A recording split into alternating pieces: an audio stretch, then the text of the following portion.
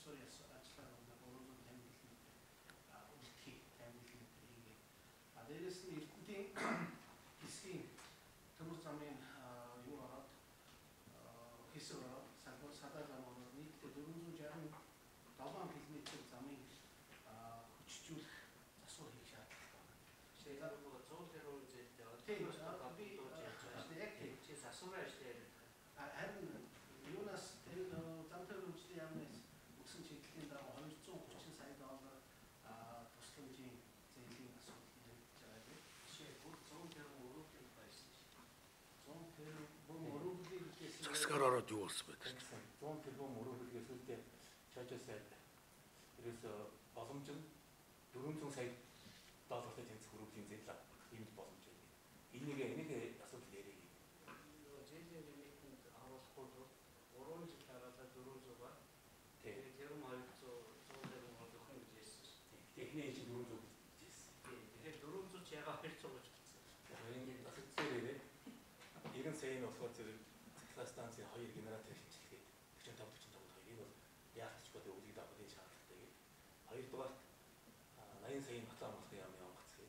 200 гэж хэлсэн. Энэ нэлээд маргаан болж байгаа гэдэг. Суулын 400-ийн бид нэр самд оруулаад 264 саяын зөв үсэх модернизац зарцуулсан. Хамгийн анх ярихад бол 100 бол ингээд ОБТЗ-д бол 32 сая гэж би ерөнхийдөө сонссон. Тэр дандаа өөрчлөлт хаяа. Хэрвээ тэр байсан бол яг үгээр ярьж. 100 тэрбум байсан бол биднээсийн 2030 он хүртэл хөгжүүлэх шинжилгээний төлөвлөгөөр бол нийтдээ 74 сая тонн жилдээ дээврэх хүчин чадалтай болсон 4.6 тэрбум доллар хэрэгтэй байна. Хэрвээ 1.5 тэрбум доллар 100 тэрбум рубльтэй тэнцэх юм бол эхний шат бөгөөд 54 сая тонн жилдээ дээврэх хүчин чадалтай болох юм бол 1.5 тэрбум долларын болов авч ашиглах болцоо. Энд өнөөдөр бэлдсэн юм дээр яг хоо тийм 1.5 тэрбумаар бол бэлдээ 230-аар бэлдсэн болох тийм. 402 байна. Гэхдээ 1.5 тэрбум дотор бол манай нэгдүгээрт суур бүтцээ замаа шинжилж нарийн газараар 2 дахь зам барих. Дээрээс нь цахилгаанжуулах төслүүд бол бий. Дээрээс нь хөдөлгөөн бүрэлдэхүүнээ нэмж цахилгаан зөвтгүүд могоо хөдөлж авах. Үндсэндээ бол 1.5 тэрбум долларын хөрөнгө оруулалт хийчих юм бол биднээс 54 сая тонн жилдээ тэмдэг болцоотой.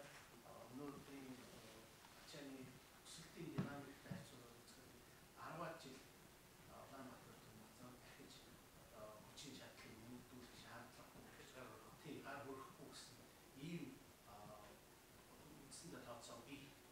Яг өнөөдрийн тооцоон дээр бол 230 сая гэж хийгдсэн болохтой энэ дээр бол мөнгөний дүн бол их биш.